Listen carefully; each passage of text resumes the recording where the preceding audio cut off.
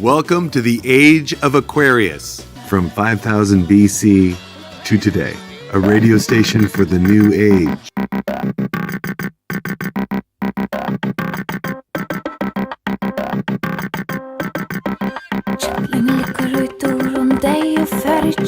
Smörla brei og spyrunu varme Fergieti fri harme og statt upp og dansa Hverju skal ég dansa vi og helanum og smellanum Rumpinum og stompinum starta Satt hun ökrande stærste deg Starta för akvatna mella vi gravum kompi og kvitonella og kursti gott og veone Kjente røntja pott og pivi Røntja koma vi spør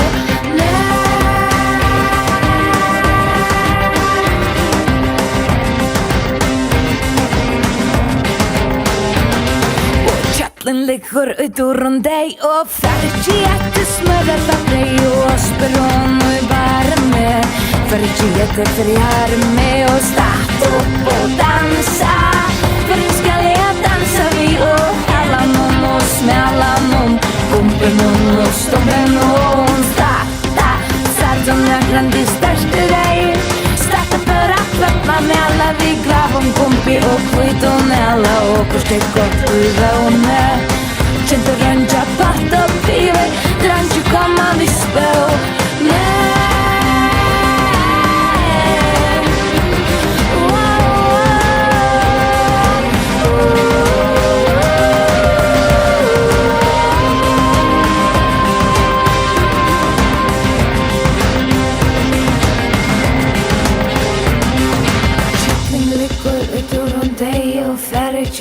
Smörla brei og spyr hon og varme Fergi etter fri harme Statt upp og dansa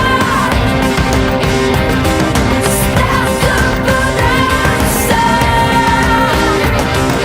Statt upp og dansa Statt upp og dansa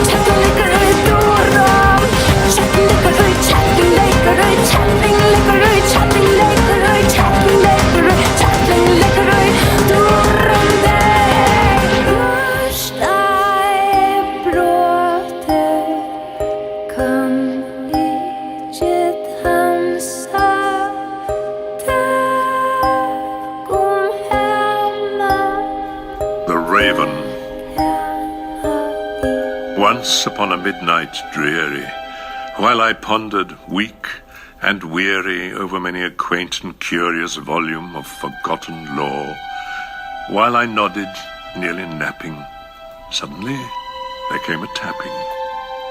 as of someone gently rapping at my chamber door. "'Tis some visitor," I muttered, tapping at my chamber door. Only this, and nothing more. Distinctly I remember it was in the bleak December, and each separate dying ember wrought its ghost upon the floor. Eagerly I wished the morrow. Vainly I had sought to borrow from my books surcease of sorrow, sorrow for the lost Lenore, for the rare and radiant maiden whom the angels named Lenore. Nameless here forevermore.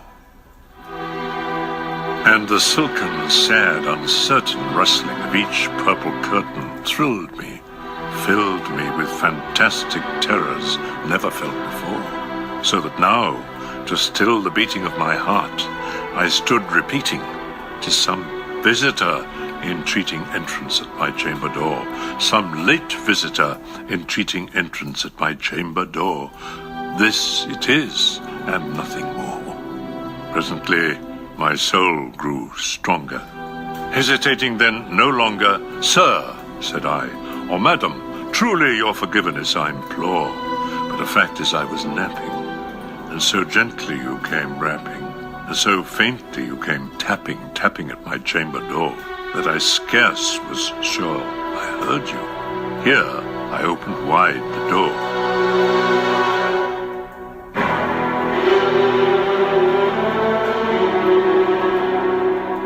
Darkness there, and nothing more.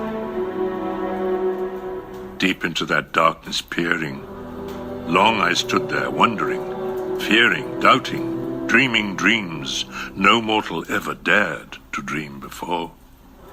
But the silence was unbroken, and the darkness gave no token, and the only word there spoken was the whispered word, "Lenore."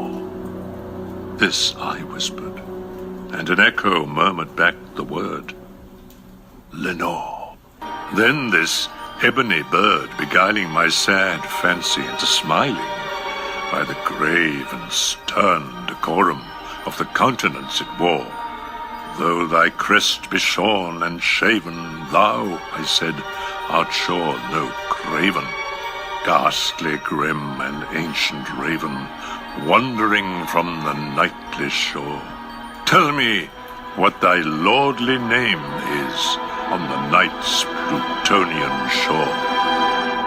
Quoth the raven, "Nevermore."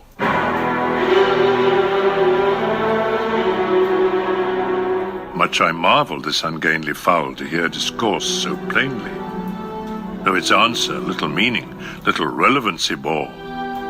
For we cannot help agreeing that no living human being ever yet was blessed with seeing bird above his chamber door.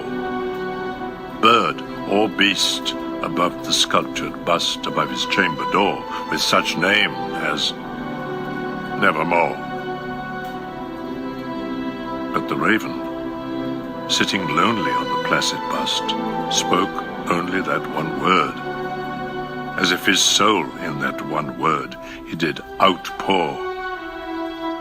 Nothing further then he uttered, not a feather then he fluttered.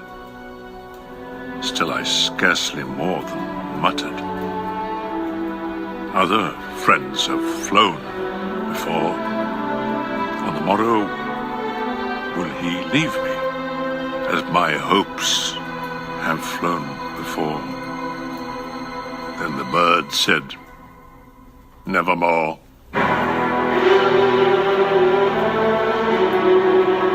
Startled at the stillness broken by replies so aptly spoken, "Doubtless," said I, "what it utters is its only stock and store, caught from some unhappy master, whom unmerciful disaster followed fast, and followed faster, until his songs one burden bore, till the dirges of his hope that melancholy burden bore of never nevermore.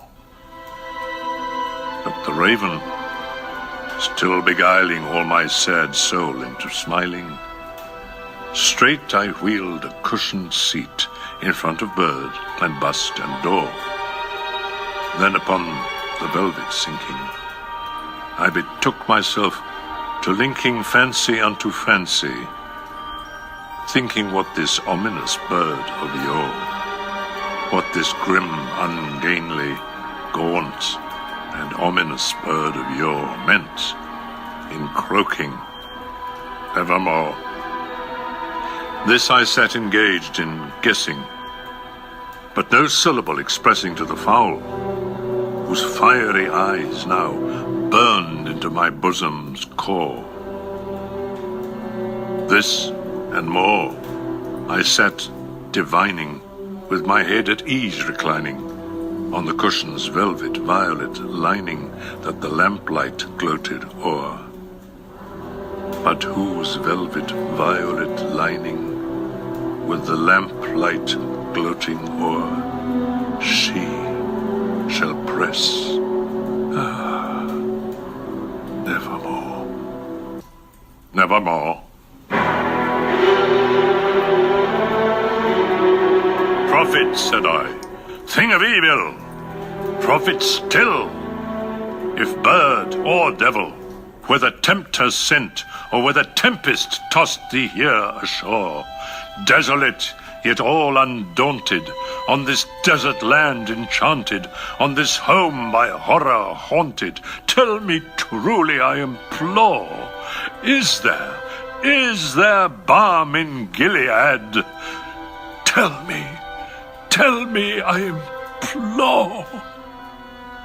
Quoth the raven, nevermore. Prophet, said I, thing of evil, prophet still, if bird or devil, by that heaven that bends above us, by that God we both adore, tell this soul with sorrow laden, if within the distant Aidenn it shall clasp a sainted maiden whom the angels named Lenore. Clasp a rare and radiant maiden whom the angels named Lenore. Quoth the raven, nevermore.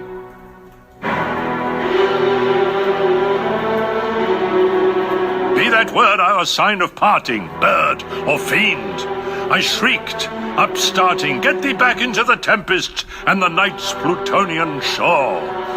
Leave no black plume as a token of that lie thy soul hath spoken. Leave my loneliness unbroken, quit the bust above my door. Take thy beak from out my heart, and take thy form from off my door.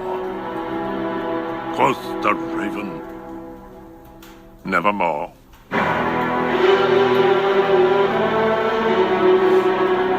And the raven, never flitting, still is sitting on the padded bust of Pallas, just above my chamber door. And his eyes have all the seeming of a demon's that is dreaming, and the lamplight o'er him streaming throws his shadow on the floor. And my soul, from out that shadow that lies floating on the floor, shall be lifted nevermore.